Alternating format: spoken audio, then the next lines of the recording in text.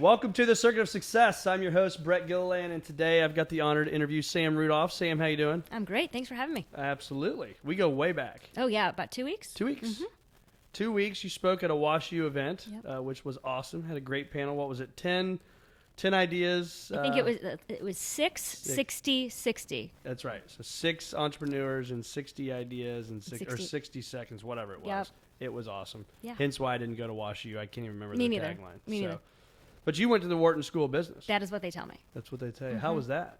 It was wonderful. I was the jerk, though, that was studying business, but I was convinced I was going to work in television, and I did work in television, Right. so I guess that part was right. So I kind of only half paid attention to my classes because they weren't relevant. Yeah. So, oops. Did you grow up out there? Is that No, I'm from St. Louis. Okay. So my connection to WashU is that I actually really wanted to go to WashU. And I got in, but I lived about 20 minutes away, and I wanted to be farther than that away from my parents. So I asked if they would move, and they wouldn't. Yeah. So I ended up going So to the East Coast. You went yeah. out there. Awesome. And then you started working for ESPN. I did. Talk to us about that. I did. So when I said I wanted to work in television, I knew I wanted to work for a national network. I applied everywhere. ESPN responded first. My first job was absolutely the coolest job in the world.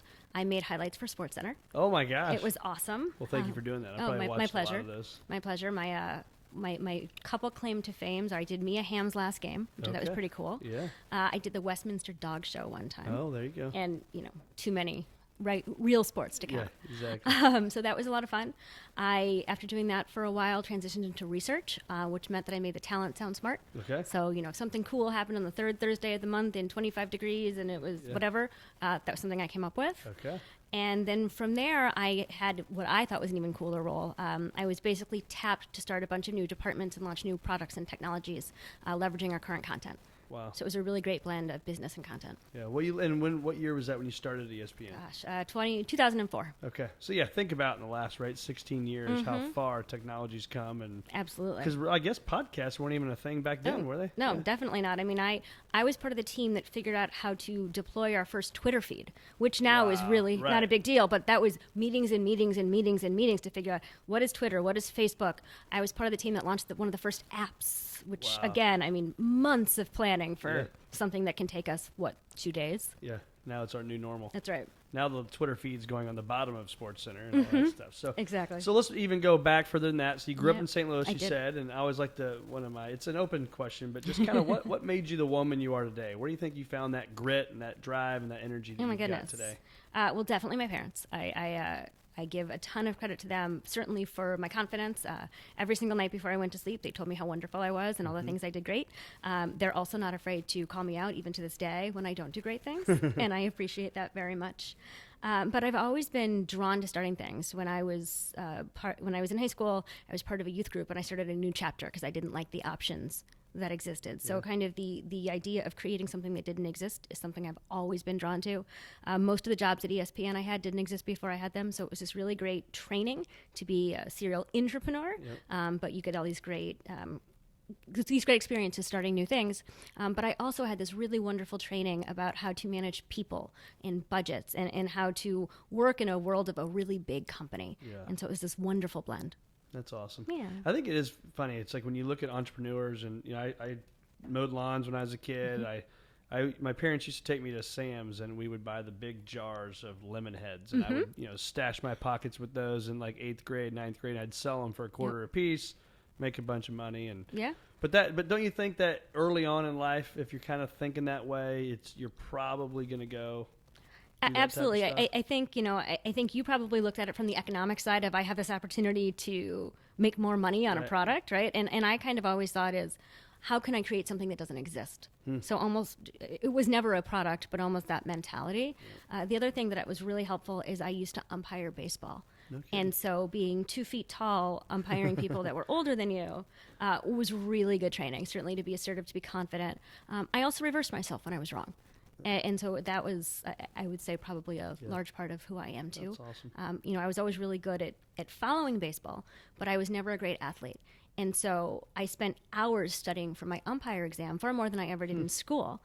And I think that was also really humbling but certainly kind of created this drive in me. When I don't know something, I want to understand it and get really good at it. And did you see it as a challenge? Do you think that's why absolutely. you spent time on it? I love a challenge. I've never met a challenge I don't like. So were your parents entrepreneurs, or what did they do for a living? So they worked in the family business. Okay. So they didn't start it, but it was started, I think, by my great-grandparents. Okay. But I certainly always grew up around people who worked for themselves or for the family business, and so I kind of saw that really kind of wonderful concept of both flexibility as well as ingenuity. Yep. And so it was wonderful. Cool. I grew up literally going to work, and it's kind of cool because I have 2 kids, and now they come to work with us. What's one of them? I think is all chief baby officer. Is that what you call? Yeah. So we the first one, Exton, was our chief baby officer. When we had the second one, Oden, Exton got promoted to chief preschool officer. Okay. And now we have a chief baby officer. The chief baby officer and his nanny come to the office basically every day. And Exton, the older one, gets kind of upset that he doesn't get to go to the office as much as he used to. Yeah. He's got to go other places now. That's right. He's got to go learn how to be an entrepreneur. Exactly. There were pictures of me growing up sitting in boxes and on desks and all sorts of places, and my goal was to have the same of my kids. I love it. I love it. So talk to us about Babyation. So for those people that may not know what that is, I apologize. I did not know what that was until Wash U. Yep. And I learned this thing, and I'm like, this is awesome, because the father of 4 children, my wife, breastfed. This is, it's always an awkward conversation for a guy, I think, to have. But anyway, breastfed, right, for 4 children. And to your tagline, you guys talk about on your website is our schedule was based on, okay, even if we were on vacation, we had to go pump, right? You had to go do all these things. That's right. And it takes a big part out of a woman, and it's huge, right? Absolutely. So when we started this company, we started just trying to make a better breast pump. And the kind of thing that makes our breast pump so special is that it's quite discreet, it's smart, and you can actually live your life and have your breast pump integrate into your life instead of having to revolve your entire life around a breast pump. So for those of you who don't know, if a woman has a baby and is breastfeeding and wants to be away from that baby for more than 2 or 3 hours at a time, a breast pump isn't an option, it's a necessity. You have to get the milk out or it goes away. It's a supply and demand thing. And in 2014, before I had kids, that was kind of That's silly. what I want to dive into that as well. That was, this talk about like an accidental founding story. This is quintessential accident. But I read an article in the New York Times, and it said, shouldn't the breast pump be as elegant as an iPhone and as quiet as a priest by now? And I did not know that a breast pump even existed. Right. That's how disconnected to the space that I was at the time. But I saw my future flash before my eyes, and I got incredibly angry. And I shook my husband awake. And I said, Jared, can you believe blah, blah, blah, blah, blah? And climbed up on my soapbox. And he basically opened up one eye, and he said, breast pumps aren't that complicated. I can build one. And went back to sleep. And just go to bed. I'm tired. Exactly. That's it. I've solved this problem. Right. And, if you knew him, this is not a strange thing for him to say. He's an incredibly gifted engineer. And so we actually were on a ski trip, living I like to call them our real lives, being real people. We did not have kids. We had good jobs. Life was good. And so we skied that day. We drove back home to Connecticut that night, and we were bored in the car. And I said, let's talk about this breast pump thing. And again, never having seen one, never having touched one. Use it, never had a child. Exactly. We kind of immediately said, well, of course this is 2014, but the current standard of technology should be in a breast pump. So there should be an app component. It should be discreet. Our whole thesis was that a woman should be able to do whatever she wants and use her breast pump without the world around her knowing. And that which is crazy, right? Because again, those people that have seen it, you can. I can make the noise that they all make in my head. Oh my gosh! And we're doing that. We have Fiesta Friday today. We celebrated 6 birthdays in the office. Oh my goodness! And some of the guys we were in there, you just remember, right? You remember the noise, remember what it looks like, what you had to do. And so I saw one of your talks, and you gave a talk, and you had one on, and nobody even knew. That's right. That's kind of my shtick. And, and it's kind of fun because, kind of fun, right? When I pitch a lot of investors, many of them are men, and what I'll often do is I'll wear one of our breast shields on one side, and I'll say, and I'm wearing it on one side of my body, and I bet you can't guess which one. And everyone's eyes kind of drop down and then drop right back up really quickly when they realize, maybe they shouldn't have done that. Right. Of course, they were invited to, so it was perfectly okay. Sure. But it's kind of my favorite part of doing a big pitch is that big reveal. Because we have the world's smallest and world's lightest breast shields, and that's something I'm really proud of. So that's amazing. So walk us through that. So I'm a female. I'm going to breast pump today. I'm at Target, and I'm doing whatever. What's it like with yours versus the competitors? So everybody uses a breast pump differently, and I always like to really recognize that because every woman is different, her needs are different, her body is different. But kind of the legacy pump, as I like to call them, the pumps that existed in 2014 are all hard plastic funnels connected to baby bottles that hang off the breast. So they are impossible to be used discreetly. Your shirt is off, they are loud. Everyone comes up to me to share their experience with the breast pump, and everyone's pump says something different. Yep. Sometimes it's pump more, sometimes it's keep going, whatever it is. Yeah. But there is literally no way to use this discreetly. You're hiding in a closet with your shirt off, and it's terrible. So what makes ours special is that we have minimized what's on the body. There's a soft silicone that touches it. Breast pumps are medical devices, so they go through the FDA's 510K clearance process, and the FDA has actually allowed us to say that our pump mimics a baby's suction, and no other breast pump says that or can say that. Yeah. High five. Thank you. I appreciate that. That's awesome. Yeah. That's a special moment, right? Even when you forget the pump for a minute. I mean, that's a very special moment between a mom and baby, right? Absolutely. You know, I've learned obviously a lot, both since becoming a mom and since starting this company. And the CDC tracks breastfeeding initiation rates, and 80% of women start breastfeeding at one point in their lives, which is high. That's a big number. But what I found shocking is that of that 80%, 95% of women say that breast pumping is the hardest part of breastfeeding. Wow. Which to me, like, there's a huge problem, and it's one that on one hand I'm incredibly honored to solve as a business person. Sure. As a mom, though, I'm very angry that I have to be solving it. That it's 2020 and the problem still exists. Yeah. So I have so many questions with this, but just obviously you got all the product stuff. I've looked at it. I've researched it. Phenomenal, right? We're done having children. I'd say we'd use it. You don't want to go for 5? Right? No, okay. We're tapping out. Okay. And so, but what is it about you, do you think, that went, and your husband, because I've got to give him credit, he's a co-founder with you. 100%. And that says, hey, we've never been through this. I would argue, was it your mission? Was it your purpose, right? We talk a lot about mission and purpose on here. I mean, could you say it was your mission or your purpose? I think it became that. Okay. At first, it was honestly something that made me mad, right? We talked about that. Then it became something we just couldn't get out of our heads. So we thought our idea of discretion was obvious, right? We didn't reinvent the wheel. Of course, there should be an app. Of course, it should be quiet. Of course, it should be discreet. None of these concepts are crazy. So this was in 2014, and we knew that later that year there was a hackathon at MIT to make the breast pump not suck. We were convinced someone was going to come up with our idea. So we didn't go. We didn't want to mess with IP. And honestly, we weren't even taking it very seriously because we were convinced this was so obvious. Nothing that came out of the hackathon was anything like at our MIT idea. too. So it's not like you're with a bunch of hacks. That's right. No That's pun right. intended, And it was sponsored by the 800-pound gorilla in the space. I mean, we really thought something very similar to our idea was going to come out of this. And there was publicity. No. Then we knew that the same 800-pound gorilla in the space was coming out with a new product. Of course, this is going to be our idea. We can think of it. They can. That's think right. Of it, right. And they didn't. And so at that point, a lot of our friends started to have kids. And so we were able to kind of socialize. Is this really a problem? Is this a solution that you would want?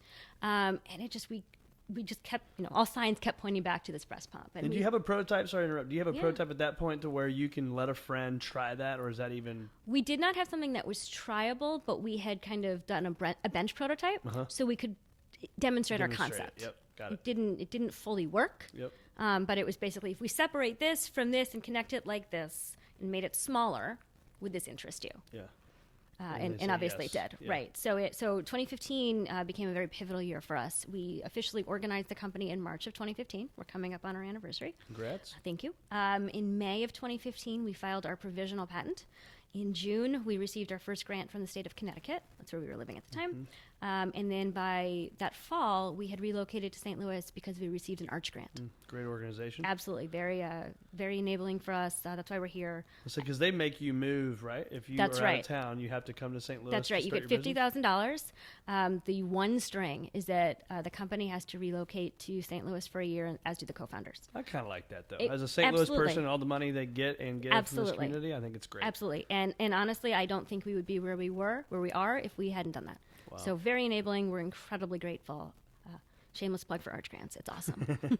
So walk us through people like myself who may not know how big of a deal 50 grand is. What does that allow you to do as a founder of somebody's driving down the road right now and they're like, I got this idea. I have no idea how in the hell to make this become a reality. Yep. And so some of this depends on what kind of company you're making. If you're making an app, $50,000 goes much farther than if you are making a medical device. But at the time when we were very new, $50,000 was huge for us. It basically allowed us to take our bench prototype and turn it into a real prototype. So a bench prototype, for those of you who don't know, is basically you cobble together off-the-shelf components to prove out your concept. Got it. We were able to take that money and we were able to then start building custom parts to really prove that our idea worked. We bought a 3D printer. We prototyped with that printer. So, that's another part of this is that 3D printing has made new product development so much easier, so much faster, so much cheaper. Yeah. I don't think 10 years ago we could have done this just from a technology standpoint. Because even a 3D printer today, I mean, if I have some sort of concept, I'm good at making it on a computer. It literally prints out in 3D and can change the world in what we're doing. Yeah, absolutely. I mean, so we moved here in November of 2015. That Christmas, and Jared bought himself a 3D printer. That was his holiday present. And I'll never forget, he spent all of New Year's Day building this printer. And then for about 3 months after, it was, you need a new plate? I'll print you a 3D plate. It got to be almost, the running joke at that point. But we still have, while we're past that stage in our business, we still have that printer in our office. And it's huge. I'll never forget one of the most exciting moments of starting this company was when we printed a prototype that actually extracted milk. That was probably the biggest high of this entire process was, oh my gosh, it worked. And by the way, it was painful because nobody wants plastic with jagged edges on their breasts. Right. And our current product is actually better than that, obviously. I'd like to note that. But I mean, that was probably one of the biggest highs of this entire process was, oh my gosh, there's milk. That's amazing. And so now you get here, right? We're fast forwarding through a lot of stuff and what I like to call the entrepreneurial roller coaster. So let's spend some time on that. Of course. A lot of business leaders, a lot of successful entrepreneurs listen to this, and I think it's something we're all fascinated by, right? Is the good, the bad, the ugly. Yep. Talk to us about some of that stuff. Yeah. I not every day is rainbows and sunshines and puppies. For me, almost every day is, and I think that speaks to that I'm doing the right thing. Yeah. For something like this, I think you have to be incredibly resilient. Let's take fundraising, for example. Fundraising is very personal, especially when it's an early stage business. I would say 85 to 90% of the yeses I get are because somebody likes me. And on the flip side, I don't know what it is, but I like something about her passion, her energy. That's right. Or, we think their idea is cool. We think they can execute it. Yeah. But anybody can have an idea. It does come down to the execution. And ultimately, in something like this, it's the team that executes. Yeah. On the flip side, though, if someone chooses not to invest in us, it means they don't like me. And that's okay, right? I'm fine with that. But it is a very personal journey. Yep. The whole, you need people to tell you if your baby's ugly in a business like this. It is your baby. Right. We used to joke when we only had one kid that we had twins because we had the kid and the company very close together. Yeah. And it's incredibly personal. So for me, and I think for Jared as well, we have to have kind of our way of getting back up off the mat when we have a bad day. For me, I like to read emails or messages from moms that talk about how a product like ours will change their lives. Because this has gone, certainly far bigger than, oh my gosh, we have this crazy idea. I bet we can make a better breast pump to, wow, let's actually think about the impact that a product like ours can have on a woman's life. Because I think one of the things that I'm really proud that our company has started to talk about is the new mom journey. I don't care if you have 1 kid, 4 kids, 10 kids, it doesn't matter. That postpartum period is incredibly personal. And your identity shifts. And I think that this really outdated technology that breast pumps, have been, really plays a big role in that. Yeah. And so being able to create a better experience, even in a small way, is something that I find just kind of magical. Yeah. And don't you think it's more than about the pump? Oh my gosh, point, yes. Right? At first, right, it probably starts as the pump. Yeah. Because without the pump, there's nothing, right? Babyation doesn't exist. That's right. That was our genesis. That's kind of why we started. But, now when I introduce our company, I say, we're Babyation. We're unapologetically for moms. We're a parent tech company, and our first product is a breast pump, right? This breast pump is, I think it's wonderful. Right? That's right, but it's a tool. It's a tool to make mom's life better. Yeah, I think you guys do a good job on Instagram and things like that too, to paint that picture that it's not just, oh, here's my pump, it's better than that pump. Yep. You're telling a story, right? That's right. And you see these stories from these moms, whether it's their bodies, whether it's their minds, it's the tiredness, the depression. Yep. all those things are so real in our world, right? Absolutely. And Joe on our team, she does just such a phenomenal job. She's a social media expert. The keys to the social media account were taken away from me long ago. As well they should have been. It is not my gift. That's right. But, we don't have a huge team, but the team we have is just phenomenal. Yep. And I'm so fortunate to be working with the three people that I work with so closely. Well, when I was Babyation stocking, for research for this, I felt that, right? So as a man, just to read it, you look at some of these stories from some of these women, they're amazing. Yeah. So thank you for what you're doing. Oh, that's very nice. Thank you. So talk to us about that journey, though. So, at what point did you think, okay, we're actually going to make it? Because I'm sure there were some times where you're like, oh, gosh, there's no way and heck that we're going to make this. Absolutely. I think the day that the milk first came out was, oh my gosh, there's exactly. There's a there. We're going to do this. That was a big day. The day that we submitted to the FDA. So the FDA process, at least for a device like ours, the hard work is done when you do the testing. Okay. And then you write this 1,000-page document, and then you submit it to the FDA. And it probably literally is 1,000 pages. Literally, it's 1,000 pages. Yeah. And there's a back and forth. I'm not saying you're done the day you submit, but at that point, you kind of know what your path is going to be. You've passed all your tests. You know what your predicate device is. We worked with a wonderful regulatory consultant who guided us through this process. So that day was a really big day, and that all of that work was Jared. So that's all of the credit in the world goes to him. That was a fun day.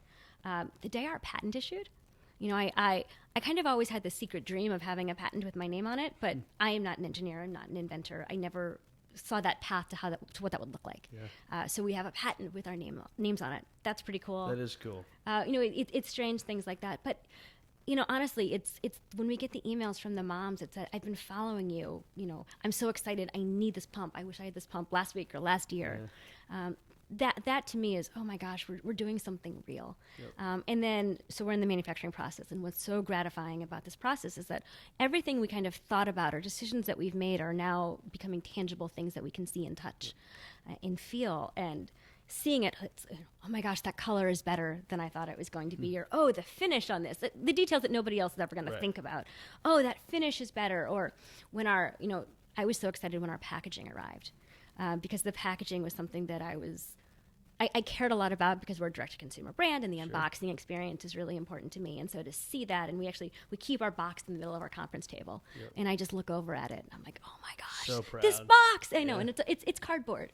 But it's true. So I learned that from I read Steve Jobs' book, and they were talking about his dad.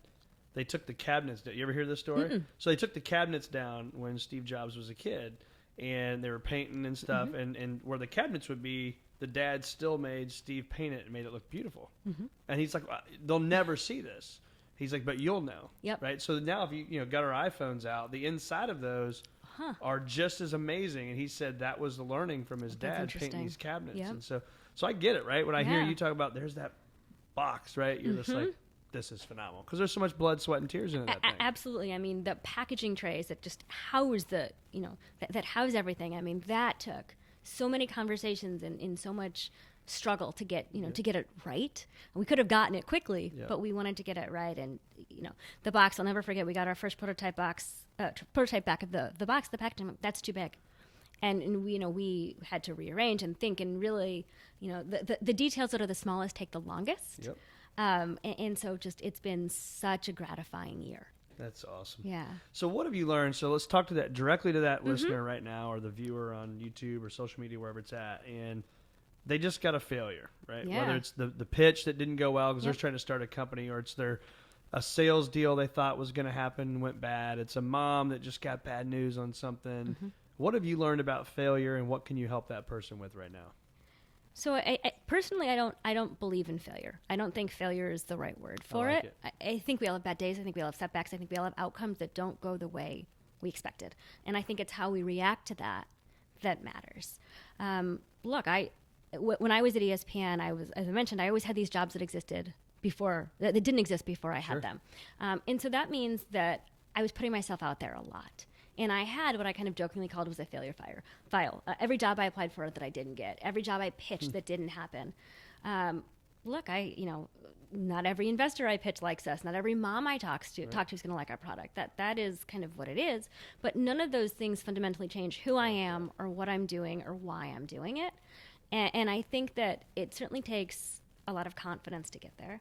I think it takes a little bit of crazy to get there, right? You know, I gave this talk a few months ago on entrepreneurship, and I basically believe that every founder has to be audaciously optimistic, because you have to get up every single day convinced that whatever happened the day before is going to be better, even if it's not. Short-term memory. That's right. I like that.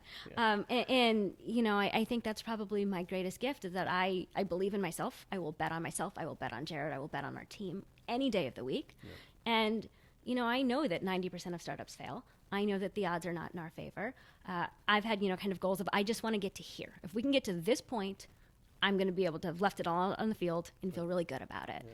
I want to get on sale, and we're going to be on sale. When are they going on sale? This summer.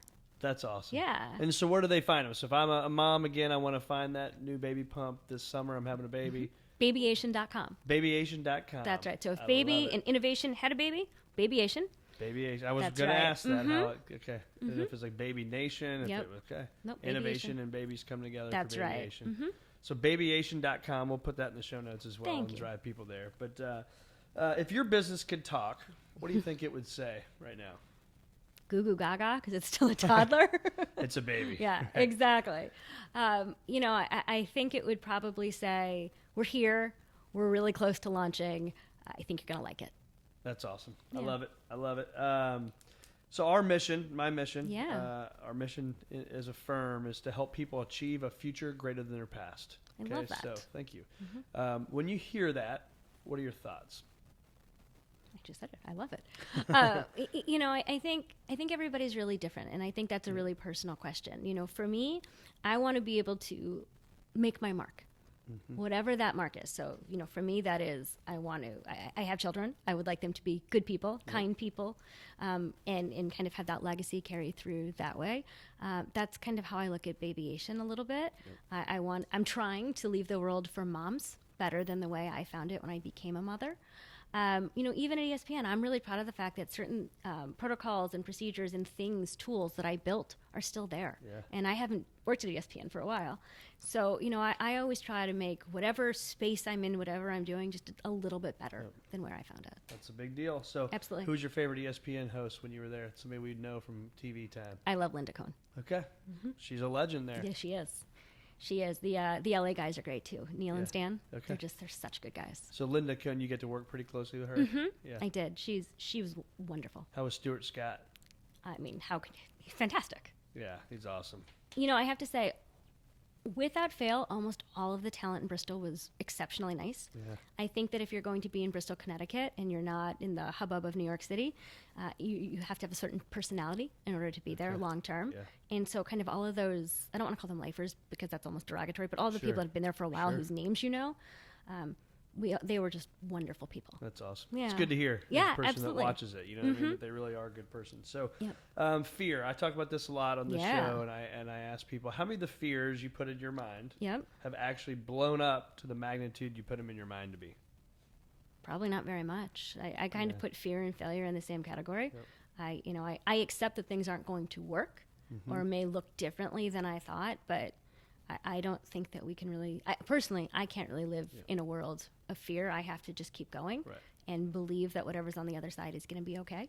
You know, we have this joke that whatever that light at the end of the tunnel is not a light, it's the oncoming train. You know, and we obviously want that to be a new tunnel. But for the most part, you know, we just have to take a deep breath and go for it. I really do subscribe to the what's the worst that can happen piece. You know, I'm very fortunate. I have a great family. Really great support system. I believe that I'm imminently hireable. So if Babyation doesn't work, which I really don't think is the case, but if it doesn't, you know, I'm confident in my ability to get a job. I'm confident in Jared's ability to get a job. And, you know, I think ultimately family's the most important thing. We can figure out the rest. And don't you think, though, if you're going to build something, like I know that I was this way.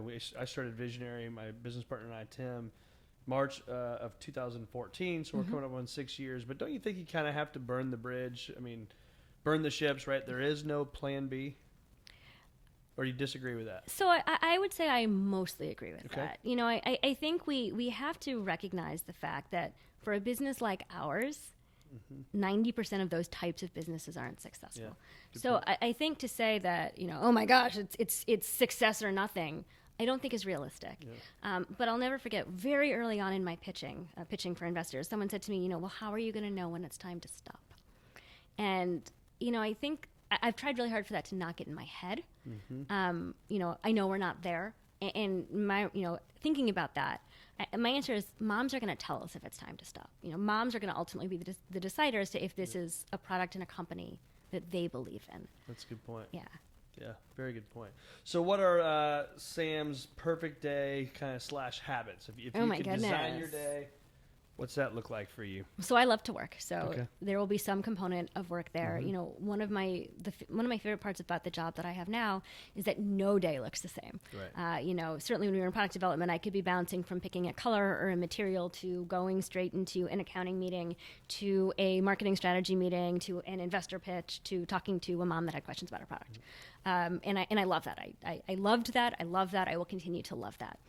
I love spending time with my kids. I'm incredibly grateful that the baby gets to come to the office with us every day. So that's kind of always a nice spring break to go get a hug or a cuddle from the baby.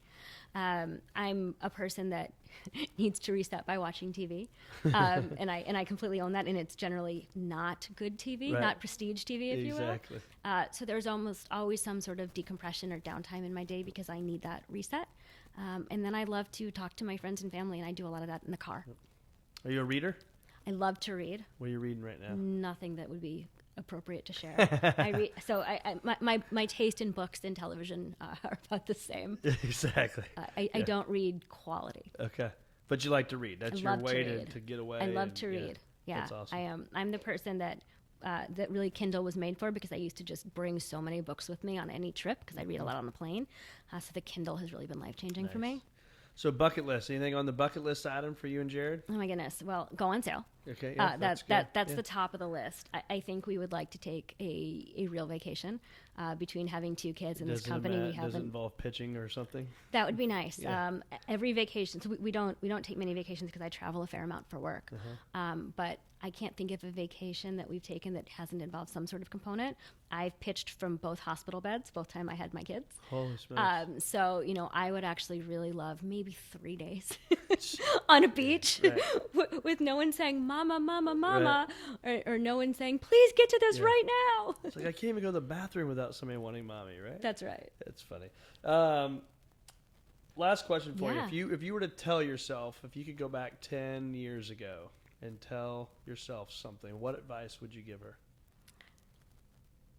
That's a good question. I like that. Oh, thank you. I think that it would be to just, whatever happens is going to be okay. Yep. I don't think that I had the perspective or the context when I was younger. Everything felt like a really big deal. And if something didn't go the way I wanted, it was, oh my gosh, what am I going to do now? Sure. Or, the advice that I like to give, especially people at the beginning of their careers, is whatever job you take is not necessarily going to be the job that you have forever. You're not married to it. You can change it. And if you change it, that's okay. Right. And so I think just kind of having the freedom to say, whatever this decision is, it's probably not going to ultimately matter. Yep. Growing up, when I would get upset about something, my parents would often say, is it going to matter in 5 years? And I don't think that I really took that into my 20s as much. Everything felt much bigger than that.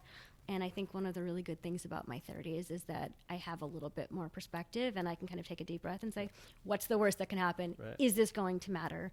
And they usually don't, right? That's right. Yeah, take my 8th grader, something that may go on today. That's right. A great question for me to ask him is, will it matter 5 years? Probably not. Mm-hmm. Probably exactly. Not. And that, every big decision that feels big, even in our company, is probably not going to matter. I don't think ultimately our moms are going to care if we pick this shade of white or this shade of white. Yeah. No, you're right. Mm-hmm. You will, but they Absolutely. won't. Right. Awesome. So where do our listeners find more of Sam Rudolph? Where do we find you? Babyation.com. Babyation.com. That's really it. As I mentioned, I'm not great at social media. I'm trying to get better. That is probably my biggest area of opportunity. Yeah. So we'll send people to babyation.com. Yes, please. And they can talk to the experts. That's right. Talk to the experts. I'm sure they can find you on LinkedIn, Instagram, all those kind of things as well. So thank you so much for being with us today. Absolutely. Thanks for having me. You.